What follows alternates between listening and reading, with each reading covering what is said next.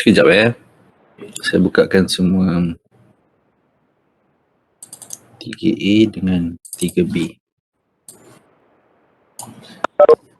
Dekat YouLearn, I think hari tu section 1-2 dah request untuk uploadkan uploadkan tutorial untuk 2B dengan 3B. So itu 2B 3B saya dah upload lah, so you boleh try tengok dekat YouLearn So saya tak share lagi kan, so saya share. Semua orang boleh download daripada you punya YouLearn. Hari ni kita tengok tutorial 2B. 2B, I pick 1 or 2 question je lah. Boleh nampak Okay. Apa nak buat ke sini? Okay lah, macam ni boleh nampak kan? Saya tak payah besarkan. Okay, so kita tengok soalan yang simple ni, yang nombor 1 dulu. Saya cakap bisik-bisik sikit sebab orang lain pun ada kelas juga. So nanti akan dengar suara saya juga dalam kelas orang lain. So kita try buat ni. Soalan nombor 1 ni saya dah boleh tulis hari ni. So compressive centric forces of 160 kN are applied at both ends. So ni soalan ni statically indeterminate. So dalam exam tak ada lah saya nak bagi tahu ni soalan apa benda, pandai lah baca soalan you boleh agak lah macam mana So kalau macam soalan ni dia kata compressive centric force, maknanya kita ada force compressive 160 kN, 160 kN applied at both ends assembly shown by means of rigid plates. So means dekat ujung ni supposedly ada rigid plate lah macam tu. Bayangkan ada lah rigid plate ni. Okay, and then sebab tu dia kata centric force, maknanya dia kenakan pada tengah-tengah ni, and then the force is distributed well distributed.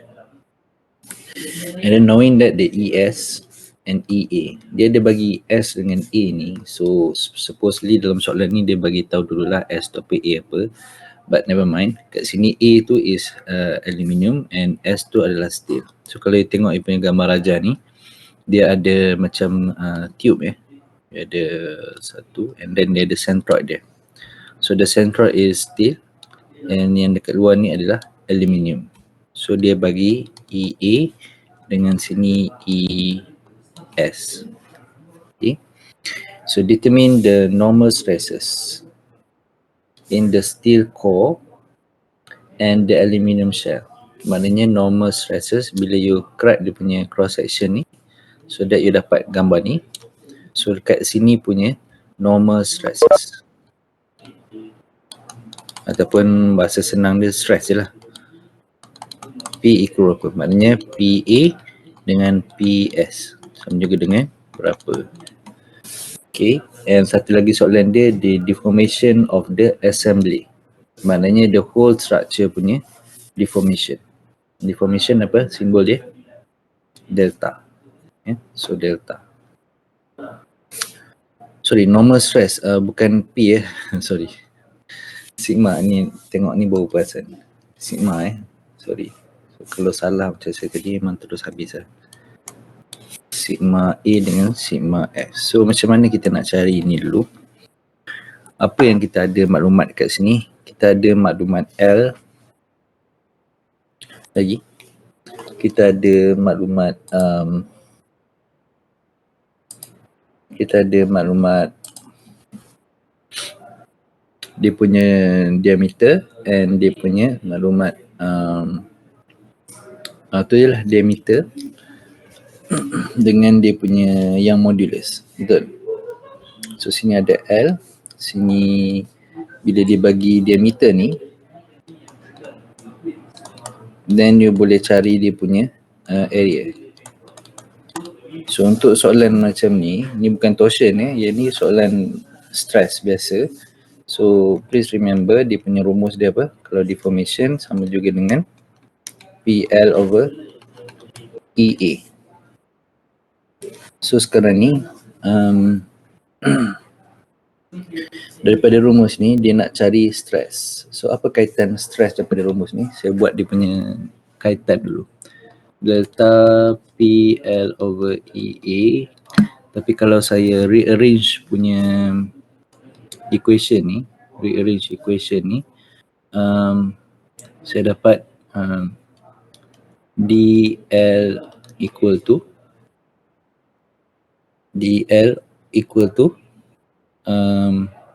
PEA, which is DL ni, delta over L ni equal to strain. So strain dekat sini adalah strain for the whole structure over PEA. So macam tu. Dia punya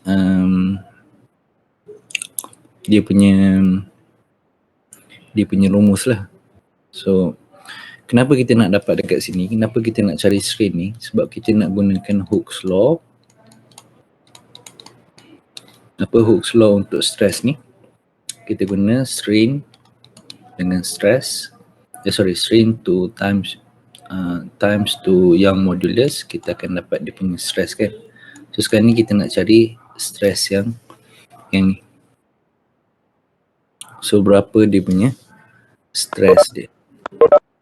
So then contoh dia, kalau kita nak dapat stress untuk sigma S ni, so sigma S sama juga dengan ES darab dengan strain for the whole structure pun boleh.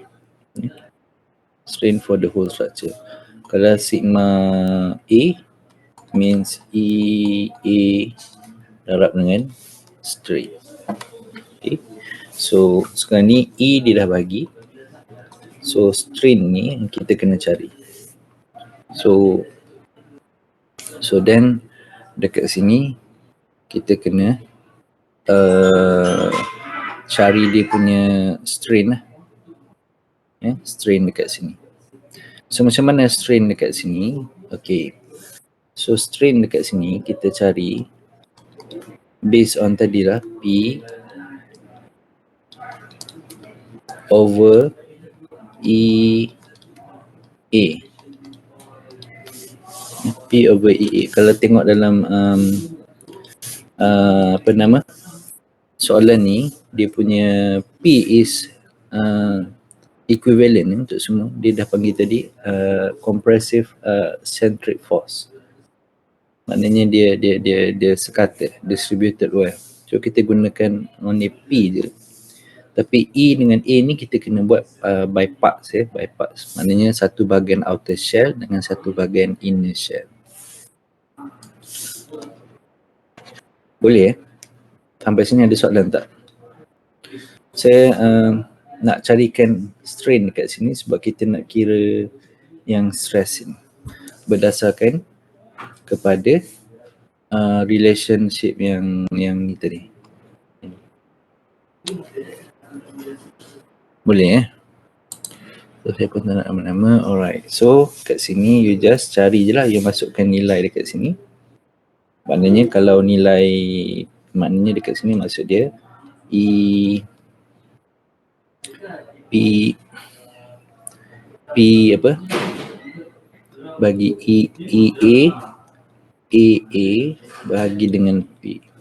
Campur dengan P EA ES. Betul ES darab dengan AS. So AS dekat sini macam mana nak cari? Kalau untuk steel senanglah. Pi R kuasa 2 ataupun pi per 4 D kuasa 2. Kalau yang ni dia punya shell dia ni ataupun dia punya outer shell dia ni pi per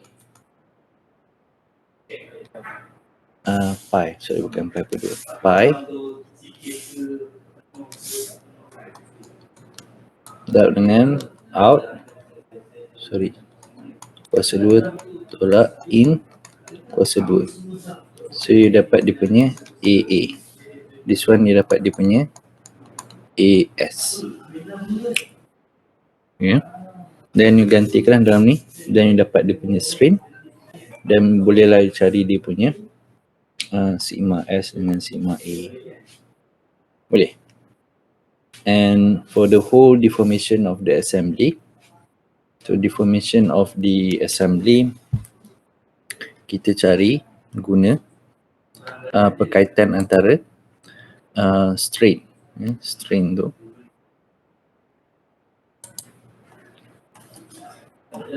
macam mana? Strain equal to delta over L. So then kita dapat dekat sini L kita dapat 250, dan kita dapat delta sama juga dengan strain L. You just masukkan nilai dia berapa, and then you akan dapat nilai delta deformation atau pemanjangan. Okay. Itu contoh soalan yang statically indeterminate ni memang kita tak boleh nak buat static analysis. So if we couldn't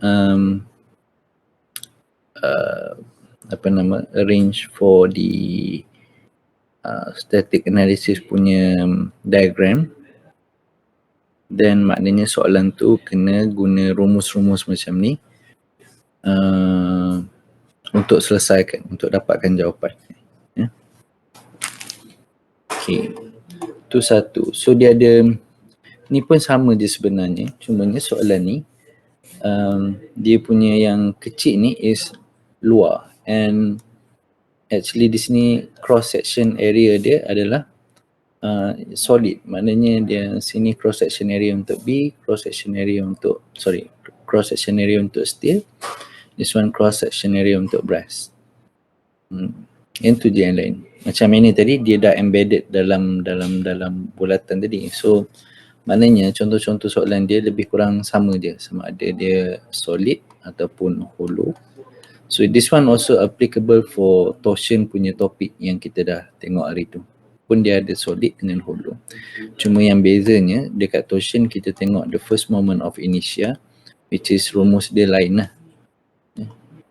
Hari tu pun saya dah confuse sikit. Supposedly kalau J untuk solid, pi R kuasa 4. Ya, kalau macam ni 1/2 pi, dia ada R out kuasa 4 tolak R in kuasa 4. Macam tu. Ni untuk torsion. Tapi untuk stress biasa, kita tak perlu carikan J, kita just cari dia punya cross section je macam ni, which is guna rumus yang ni tadi. Boleh So yang ni saya skip je soalan 2, 3. Kalau soalan yang ujung-ujung ni, contoh dia soalan yang nombor 4 ni, for example, so a rod consisting two cylindrical portion AB and BC,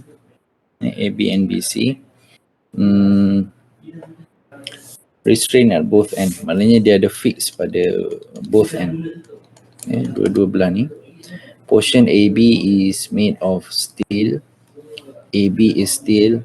Dia ada bagi sini the Young modulus, dan juga sini dipanggil apa? Thermal coefficient kan. 11.7 times 10 power of minus 6 per degree. Ini dia punya coefficient. And the portion BC is made of brass. Maknanya dia punya Young modulus, yang ni thermal coefficient. Nanti jangan tak tahu nak guna pula. Macam mana kita, apa nak guna kat mana? Kita guna bila kita nak cari di thermal deformation ataupun thermal deflection. Thermal deflection, kita punya rumus macam mana? Thermal deflection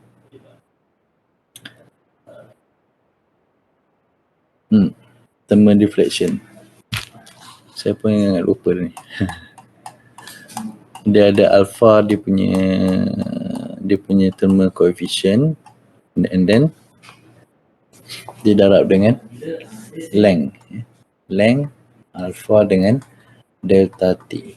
Okay, kita baca lagi soalan. Knowing that the road is initially unstressed, determine the compressive force include A, B, C, induce A, B, C when there is a temperature rise of 50 degrees. So bila dia kata temperature rise, it means that the T minus T naught lah. Ataupun kita boleh kata delta T. So delta T equal to 50 degree. So this is delta T. Alpha kita dah tahu juga. Length pun kita dah tahu. So kita dapat tahu dia punya apa nama, thermal expansion dia ataupun thermal deflection dia dekat sini.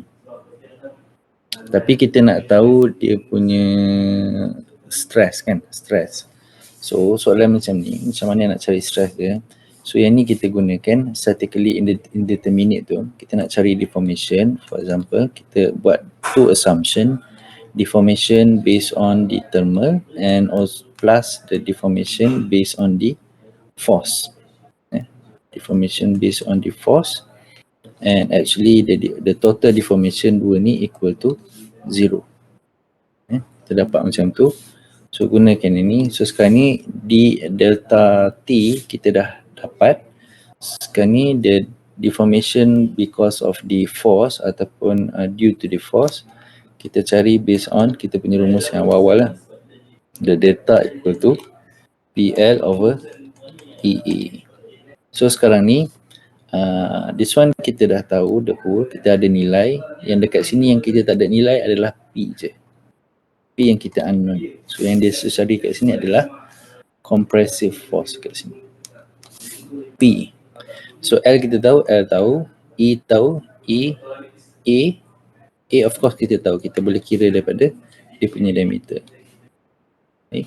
So yang ni kita gunakan yang sebab dia ada dua cross section yang berlainan dan juga dua material yang berlainan, kita kena gunakan rumus yang ni. EI, AI means that you ada P untuk LAB bahagi dengan EAB, AAB plus PL apa ni? BC bahagi dengan EAC dengan AAC. So macam tu. Dan P ni adalah unknown. So bila unknown nanti you equal to 0 ini, then you akan dapat P equal to apa? Okay. So the answer is 142.6 kilonewton. Dia punya theoretical punya rumus tu I think semua orang pun boleh faham, tapi cuma bila buat calculation tu sometimes you will miss out in term of dia punya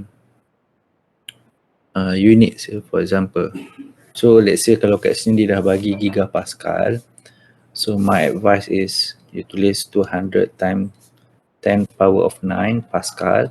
So bila dia sebut pascal dekat sini, so do not use millimeter, you terus tukar pada meter. Kalau 30 millimeter will be 0.03 meter, ini 0.05 meter, macam tu.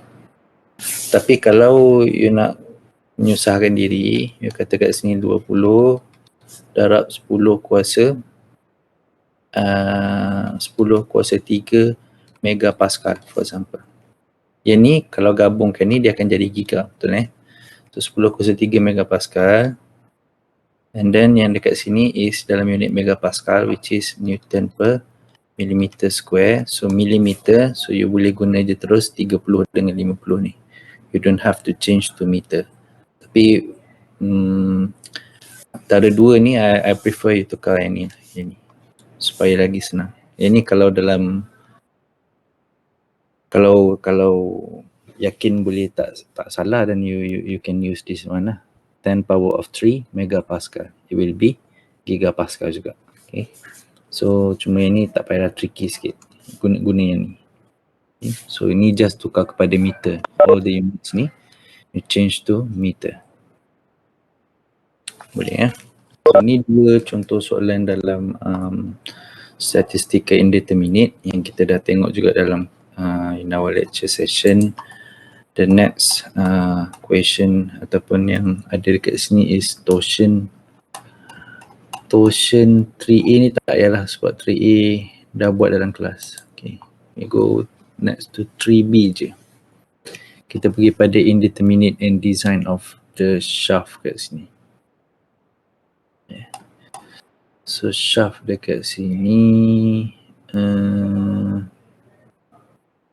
apa yang ada? Apa soalan yang menarik sikit? 7 ada 7 soalan je. Kita buat satu yang awal ni. Kita tengok yang awal ni.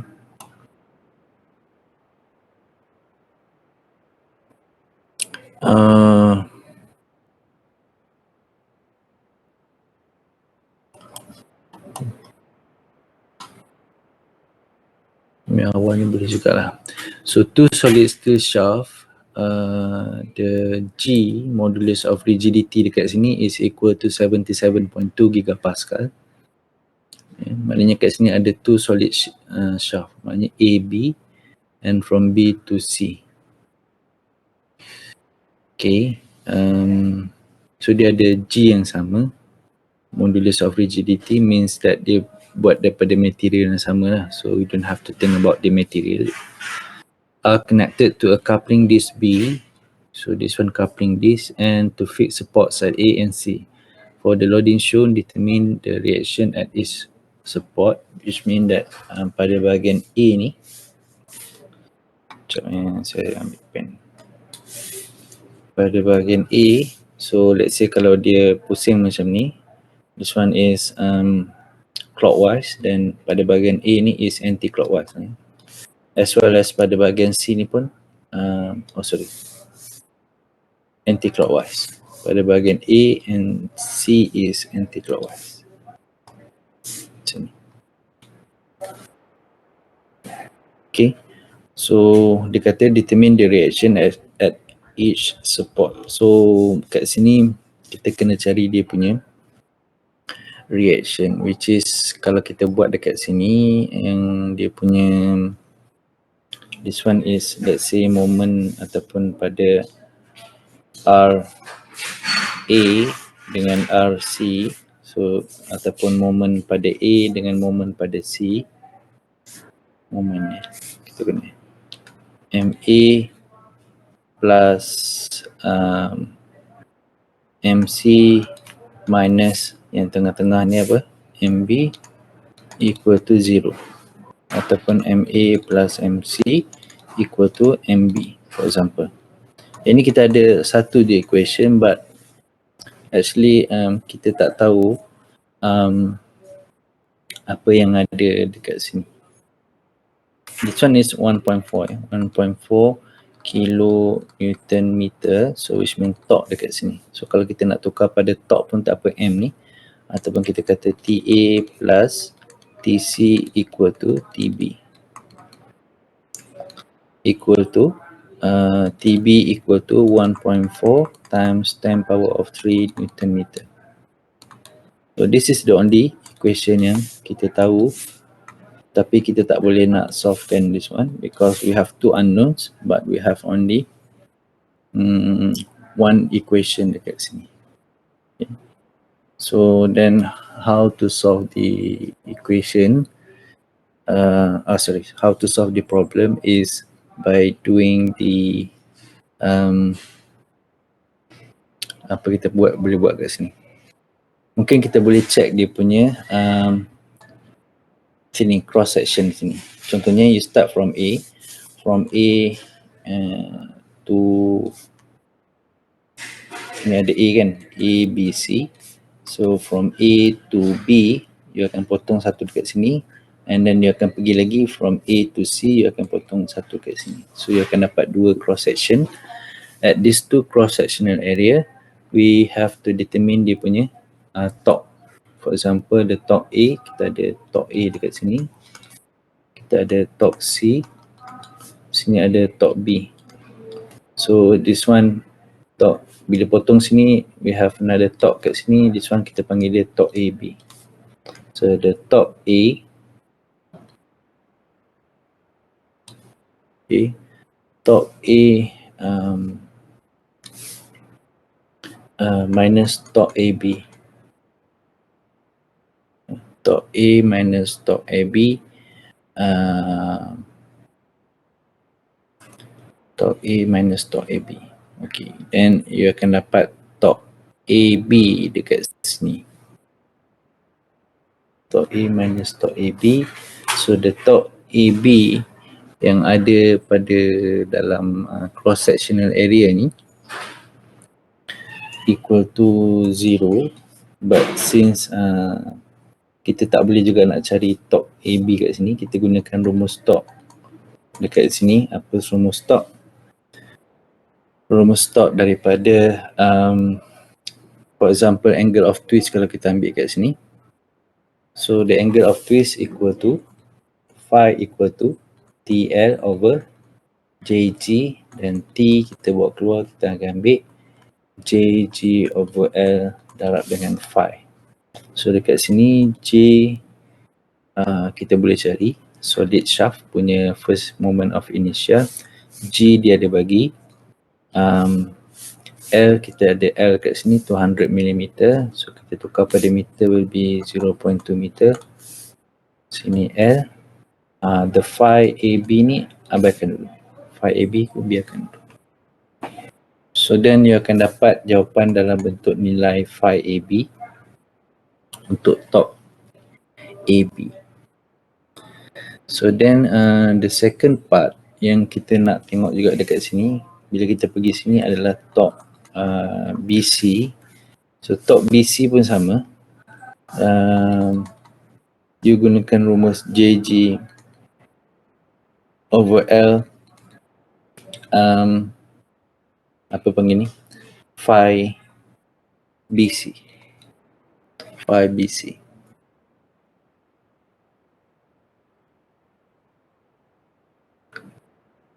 So actually phi AB ataupun angle of twist untuk AB dengan angle of twist untuk AC is equal pada B. Is equal the phi AB equal to phi BC pada kedudukan B. At B, then kita boleh kata the angle of twist B is equal ini. So ini equal to angle of twist B. So then barulah kita boleh dapat rumus yang dekat sini. Dia ni contoh dia kita dapat dekat sini. The torque kita dapatkan dekat sini, sebab sekarang ni kita tak dapat lagi TA dengan TC ni, TAB ni. TA equal TAB, ini equal to TA juga, ini equal to TC. So kita masukkan dalam ni, maknanya TA dekat sini is equal to tadi JG L phi B campur dengan JG sigma phi B equal 1.4 darab 10 kuasa 3. Cuma sekali sini adalah JA, sini JC. Dan daripada sini you akan dapat dia punya angle of twist equal to berapa degree. So then you akan masukkan balik equation ni, phi ni ke dalam equation yang awal ni. So then you masukkan nilai phi dan barulah you akan dapat nilai TA and nilai TC. So both reaction pada A dengan both reaction pada A and C. Okay, so tu cara kita nak tengok the reaction at each support. And yang nombor 2, ada soalan tak sampai situ dekat A tu? Biasanya tak ada soalan. Saya kira tak ada je dah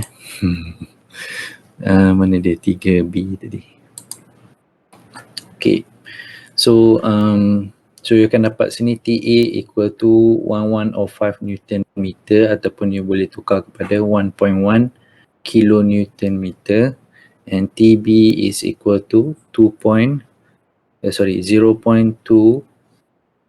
ataupun 0.3 dah, 0.3 kilonewton meter, ataupun kalau you nak tulis tak ada kilo, dan 295 newton meter. Right, the second one, the maximum shearing stress at shaft BC. So shaft BC dia nak cari maximum shearing stress. So the shearing stress punya rumus, just ingat rumus dia, tau is equal to top darab dengan dia punya radius, the maximum radius means the outer diameter punya radius. Kalau macam ni solid shaft, maknanya dia punya radius je lah. Okay. Bahagi dengan J. So J tadi dah cari untuk AB, you just masukkan je. The top, you dah dapat dah top pada BC tadi. Top pada BC ambil yang ni. Top pada BC masukkan, and then the radius for BC is equal to 38 divided by 2. 38 ni diameter dia. So kita dapat 19 millimeter ataupun 0.019 meter. Bahagi dengan J. Ni J ni adalah JBC. BC punya J, dan dia akan dapat nilai tau dia. Nilai shearing stress dia is equal to 45.0 megapascal. Alright. And last kali, the maximum shearing stress pada shaft BC. So same goes lah. Maknanya you gunakan rumus yang sama dekat sini, cuma dia just nak tengok sini AB. So sini BC, sini AB. Ke saya terbalik tadi. Mula cari AB dulu ya, lepas tu baru cari BC. Mana-mana lah. Tapi dia nak cari shearing stress. So the thing is, rumus yang kita ada dekat sini, yang dua rumus yang important, which are phi, the angle of twist, TL over JG, and the other one is rumus for shearing stress is equal to top darab dengan radius bahagi dengan J. Then later on kalau nak cari berkaitan antara shearing stress dengan shearing strain, tu you boleh gunakan Hooke's law lah. Maknanya sini the shearing stress equal to G darab dengan gamma. Gamma is shearing strain. So dekat sini baru boleh dapatkan dia punya shearing strain. Kalau soalan minta cari shearing strain lah. Alright. Ada situ habis untuk soalan yang nombor 1. Semua faham je. Ya, kita nak cakap kan, tulis kat chat tu. Saya baca. And the last soalan is soalan number 7 kat sini. Saya ambil nombor 7. Yang ni dalam topik, our last topic. Soalan dia soalan designing a transmission shaft kan. So we have two parameters which are satu ialah power, the other one is dia punya speed, kalau tak silap speed betul power and speed. Ada dua parameters yang contribute ataupun affected dia punya ataupun yang perlu kita consider to design the transmission shaft. Okay, so kita tengok soalan kat sini. 1.5 meter long tubular steel shaft. So dia punya length kita dah tahu dekat sini is 1.5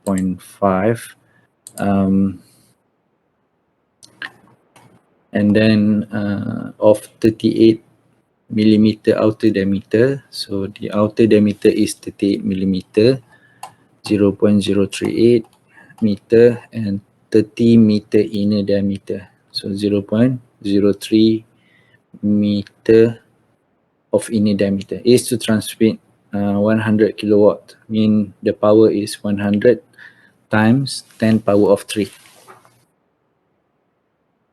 100 times 10 power of 3 watt is dia punya P power between a turbine and a generator. Determine the minimum frequency. So dia nak frequency. So mana yang dapat frequency?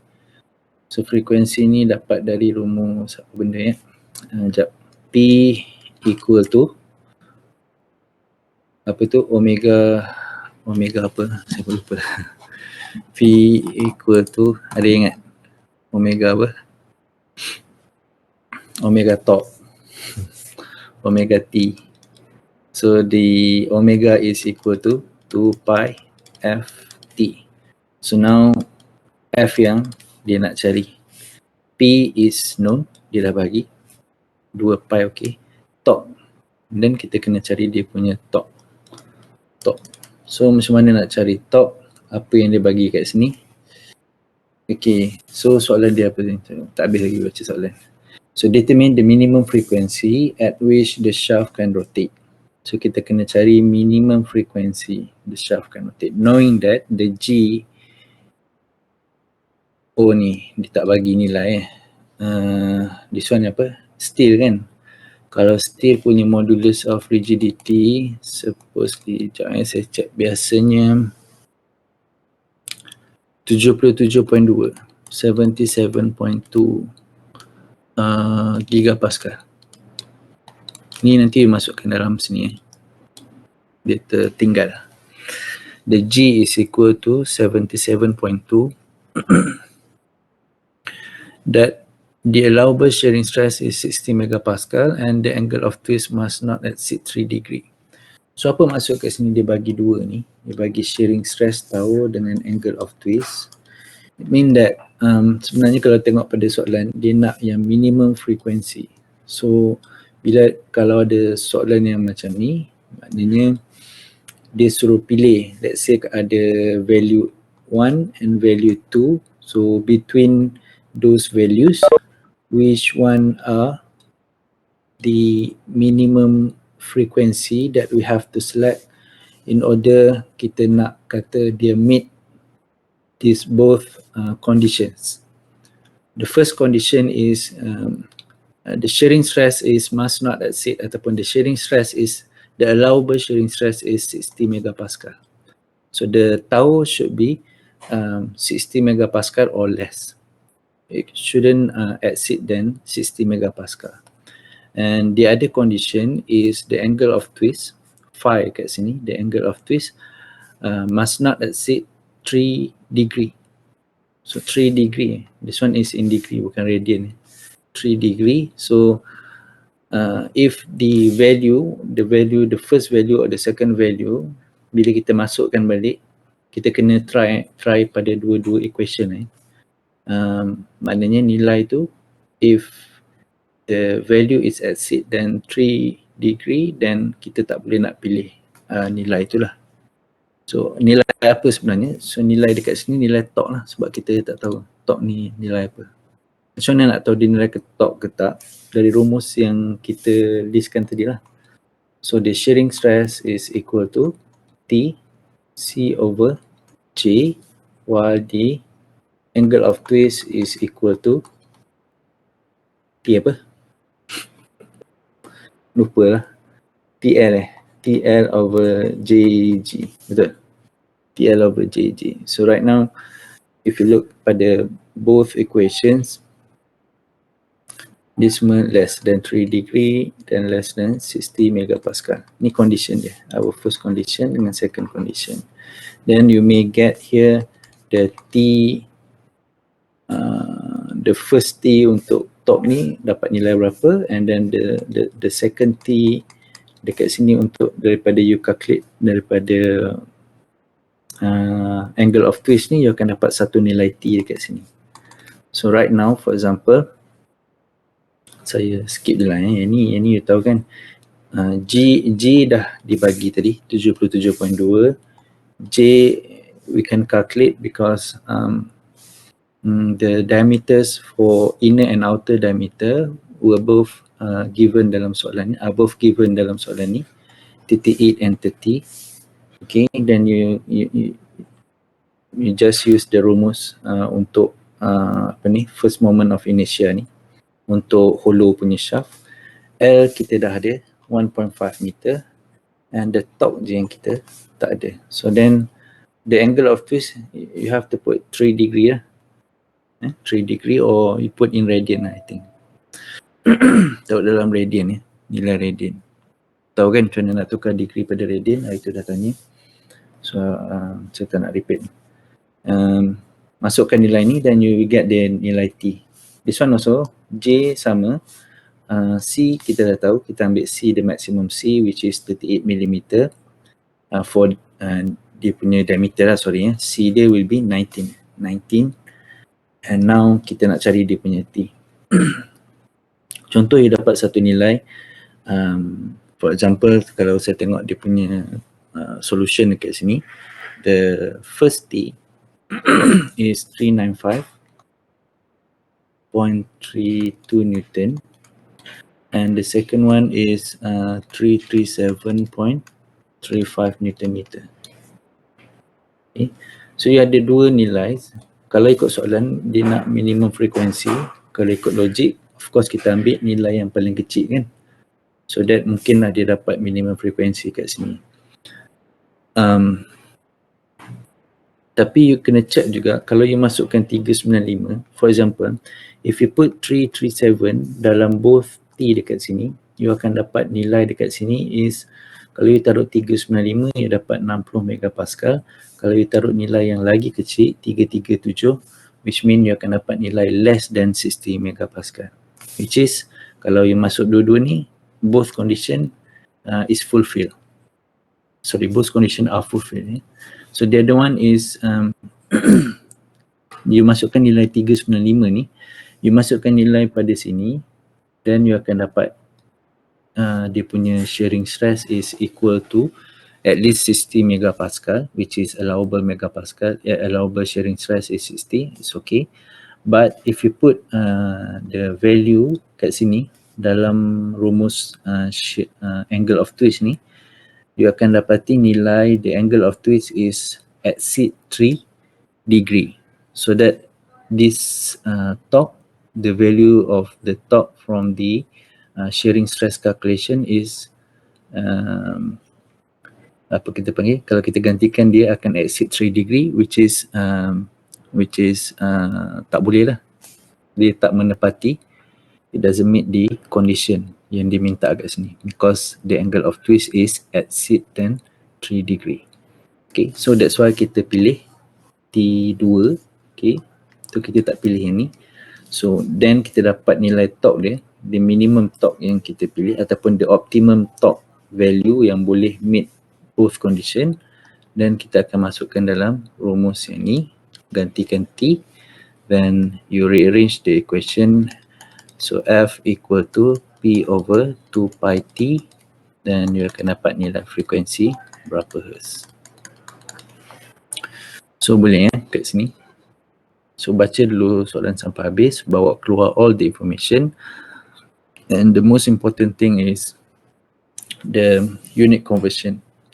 If you want to use the meter, then all this one using meter. It's not something that you want to use, but you have to look at the units yang ada dalam soalan ni. Whether you want to use millimeter ke meter tu, it doesn't matter. Tapi kalau you nak guna millimeter pun tapi salah, tu tak penting. So you have to look at the overall units yang ada dalam ni, dan baru you buat unit conversion. Lepas tu baru you masukkan dalam equation. But the thing is, bila baca soalan kena tahu dulu apa soalan yang dia nak dan apa rumus yang ada kait. So dekat rumus tu apa nilai yang dah ada yang diberi, and what is the value ataupun rumus ataupun point yang tak ada lagi, yang kita kena cari. Okay, yang kita kena cari sendiri. Okay, boleh sekejap. Ada soalan tak sampai situ? Sementara saya buat you punya attendance ni.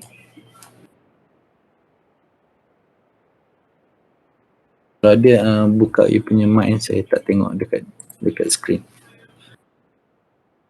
Day is 17, right? 17, section 3-4 Okay. 17 2021, 17 bulan 11, betul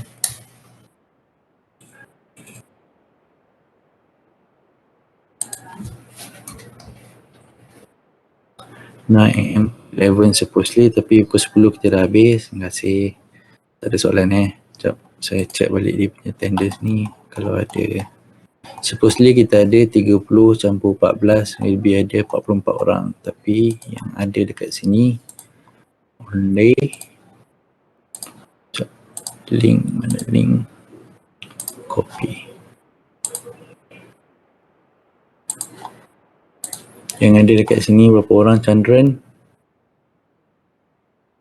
Oh, tanya lab report. Sabar saya tengok attendance. So ada 40 orang, tolak saya seorang, 39 orang. So ada 5 orang tak datang. Never mind. So you punya attendance, saya paste dulu dekat sini. So please fill in your attendance nanti sebelum left the meeting. Untuk you punya soalan ni apa, Dr. Lab report due date dia bila? Lab report, as Dr. Mizah mention, untuk section 4 hari tu, and actually untuk semua section due date dia belum decide.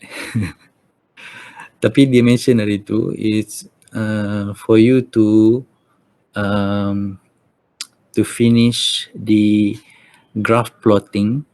First you kena buat, you kena plot the graph, whatever graph yang you dapat lah. Kalau daripada share torsion tu, for those yang buat torsion kan banyak data kan, yang pergi eksperimen tu dah okey lah. Tapi yang duduk rumah melanguk itu tu, you bagi punya kawan yang duduk rumah itu tu, isikan data you dalam Excel, bagi kerja sikit, share lah. Maknanya hari tu orang tu dah buat.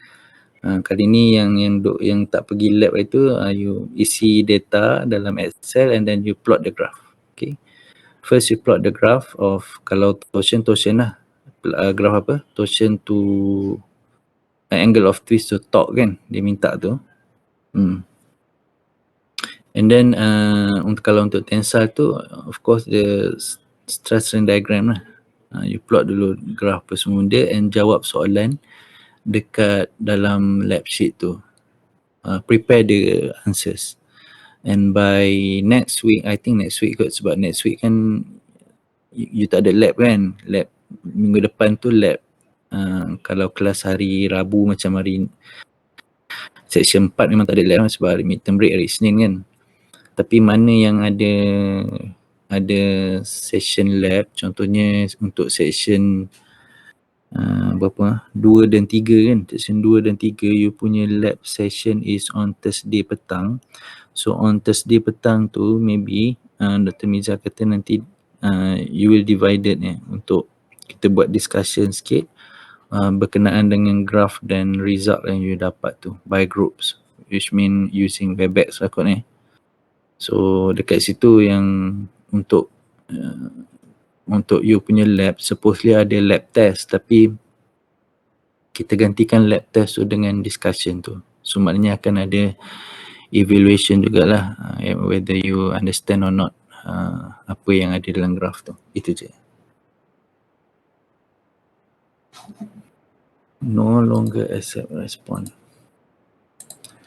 Boleh tentang lab tu.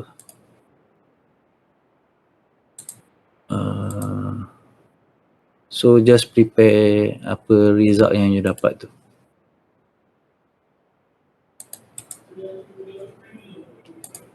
Ni attendance yang baru. Since your friend tadi saya terlupa nak accept response tu.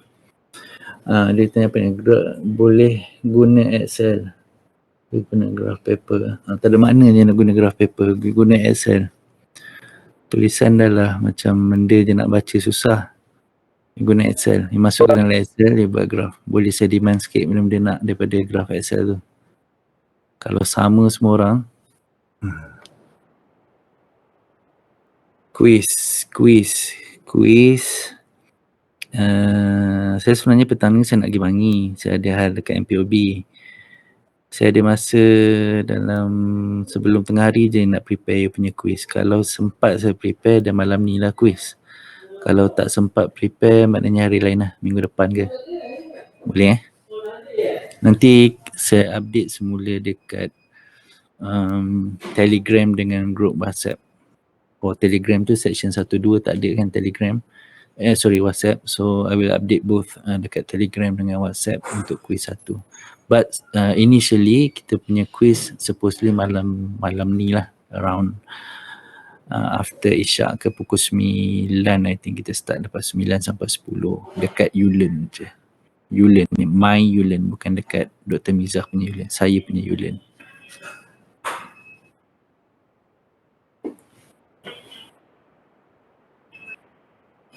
Okay. Meter masuk sampai mana? Sampai yang ni, sampai soalan nombor 7 ni. Tanya masuk sampai mana? Saya ajar section 1 so far chapter 1 sampai 3, takkan masuk chapter 4 pula. Masuk chapter sampai chapter 3 je lah. Ada lagi soalan? Nak tips? Saya tak ada duit nak bagi tips. Soalan lain ada? Tak ada. Tips dia belajarlah bersungguh-sungguh. Okay. Kalau tak ada soalan, saya nak buat soalan kuis ni. Kan tak ada kuis buat mana ni. So I think that's all. Tak ada soalan lain. Okay. Kalau tak ada, that's all. Thank you. So next week untuk hari Rabu dah tak ada, bukan midterm break kan. So next week Dr. Miza will continue for your lecture session onwards sampai akhir. Okay, thank you. Assalamualaikum. Belah lah, tak ada maknanya. Okay, Assalamualaikum.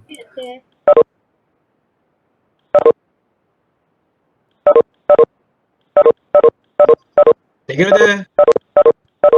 Thank you, sir. Thank you, Doctor.